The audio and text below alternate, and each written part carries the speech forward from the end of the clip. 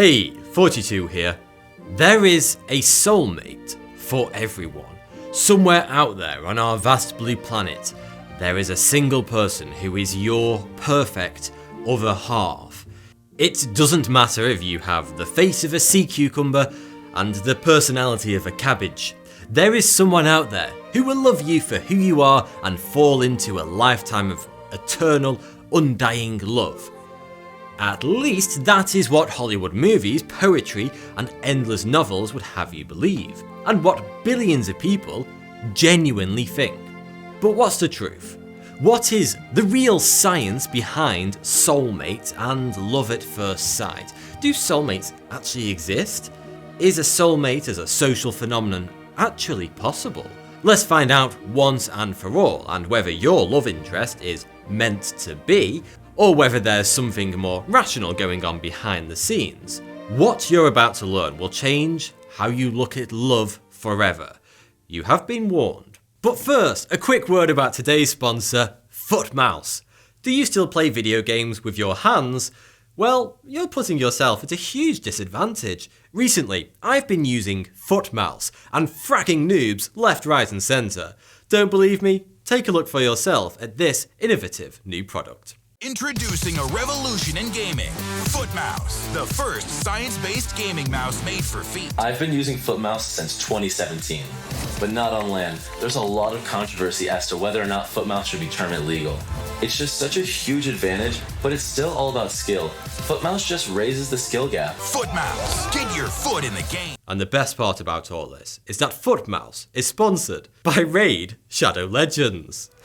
I'm sure you've already heard about Raid Shadow Legends by now, but there has never been a better time to start playing because the daily login rewards program for new players has just been doubled from 90 to 180 days. I love it, and you can play Raid both on mobile and on your desktop. This is amazing because every day you can claim a free reward from energy refills, silver and gems to shards, and a free barbarian legendary champion, Skeel of the Drake. I've been playing the campaign mode a lot. You have to get the perfect combination of champions and items to win, which is really fun to play around with. It's always exciting opening a new shard to see which new champion you're going to get, and the tavern mode is fantastic. You can easily upgrade your new champions by sacrificing your old ones. You can find me in the game under the nickname 42. If you're quick enough, you can also join my clan. So what are you waiting for? Go to the video description, click on the special links, and if you are a new player, you will get 200,000 silver, plus one free champion, Grinner. All this treasure will be waiting for you here. These rewards will only be available for new players for the next 30 days, so don't delay. Good luck, and I'll see you there. Thanks for Raid Shadow Legends for sponsoring today's video, and I'm very sorry to say, but Footmouse does not exist.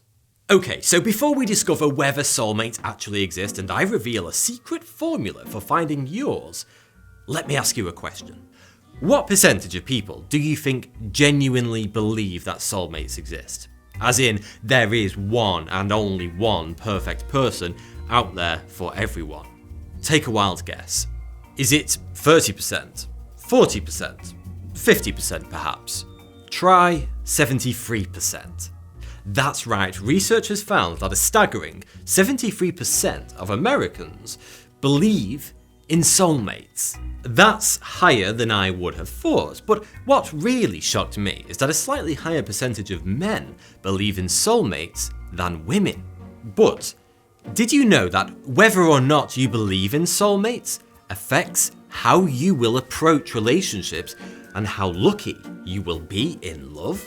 And it all depends on your true love mindset. When it comes to relationships, there are two kinds of people. Those who have a destiny mindset and those with a growth mindset.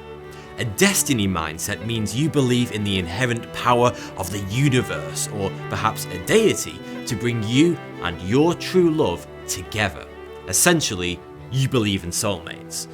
On the other hand, those with a growth mindset believe a strong, evergreen relationship is not just found, it has to be worked on over time and built up from nothing. They also believe that there are many more than just one potential mate for everyone out there. Those with a destiny mindset tend to be more impulsive and passionate.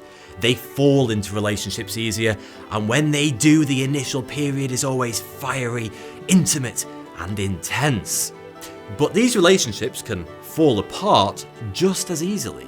Destiny-inclined mindsets tend to be much more put off by their partner's faults. They view any faults, big or small, as an indication that they are perhaps not their soulmate. Because, well, a true soulmate wouldn't have any faults, would they? If there are any signs that a relationship doesn't fall neatly into their preconceived idea of what their romantic destiny should be, then they usually end the relationship. As a result, those with a destiny mindset go through more relationships during their lifetime, which is somewhat ironic. And even more ironically, one study actually found that couples in a relationship who both have a destiny mindset and genuinely believe they are made for one another are, according to the statistics, unhappy in that relationship much more often. Those with a growth mindset, however, do things in the complete opposite way. Once they have found someone they are romantically inclined towards, they will work at building a relationship with that person. If hiccups do occur, they are much more likely to work to solve them. And when they encounter things they don't like about their partner, they usually learn to love it or accept it as a part of a healthy relationship. Because every single relationship does have issues. There are always those quirks about our partners that we initially find cute, but after a while they annoy the shit out of us. That's entirely normal. And it depends on your mindset, destiny, or growth, whether you will bin that partner once those quirks begin to annoy you. Growth mindsets have longer and more stable relationships than destiny mindsets. Growth mindsets go through fewer partners before permanently settling down. They also work harder at relationships. For example, they do more to appease or accommodate their partner's needs. Whereas destiny mindsets typically do the opposite, because they assume if it's meant to be, then things will work themselves out naturally anyway, without putting in the hard work. So, before we shortly ruin romantic novels forever and discuss the science behind soulmates, let's see if there are any scraps of evidence to prove that they, in fact, do exist. For the sake of clarity, I'm defining a soulmate as there being only one person in the world who is in every way perfect for another individual. Well, the only way one could attempt to prove the idea of a soulmate is by approaching it from either a philosophical or spiritual angle. With current technology, it's not possible to definitively quantify whether a person is, without any doubt, a person's soulmate. Because, to do that, we would have to computationally model those two people's personalities, memories, and ambitions for the future. Essentially, we would have to download their brains.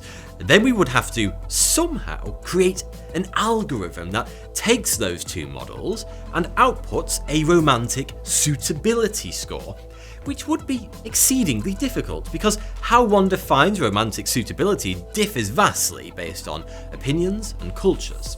But even that wouldn't be enough, because once we have that score, it's completely meaningless without something to compare it against, such as a standardized mean of all potential scores. So Dave and Susie may have a romantic suitability score of 5.6. Okay, is that good? Bad? High? Low? About average?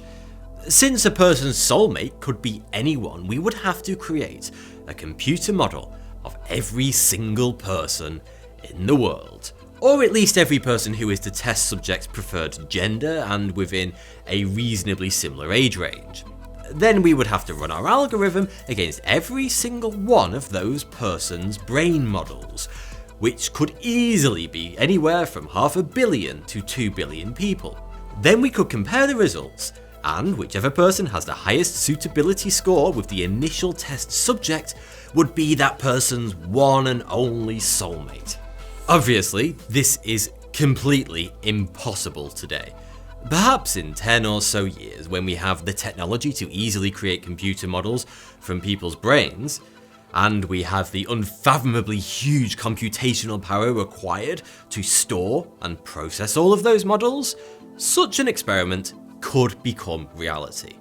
I envision that one day you may be able to pay a company to do exactly that for you, perhaps through a dating app, and work out which one person out of the entire world's population is scientifically most romantically suited to you. Like the match score currently on online dating sites, but leveraging more than 1 trillion times more data and algorithmic might. Until that day comes, we cannot scientifically prove that there will in fact be just one person who is perfect for each of us. It may be the case that there are many, potentially many thousands, of equally suitable candidates out there. So what does the maths have to say about soulmates? Well, when broken down, it gets really interesting. In his fascinating book, What If?, Randall Munroe does exactly that. He took the question, what if everyone actually had only one soulmate, a random person somewhere in the world, and answered it like so. Let's suppose you lock eyes with an average of a few dozen new strangers each day. If 10% of them are close to your age, that's around 50,000 people in a lifetime.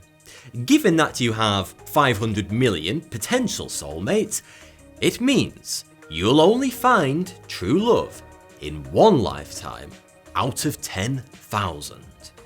So basically what he's saying is that mathematically, if soulmates existed, the chance of you meeting yours over your entire lifetime would be close to 0.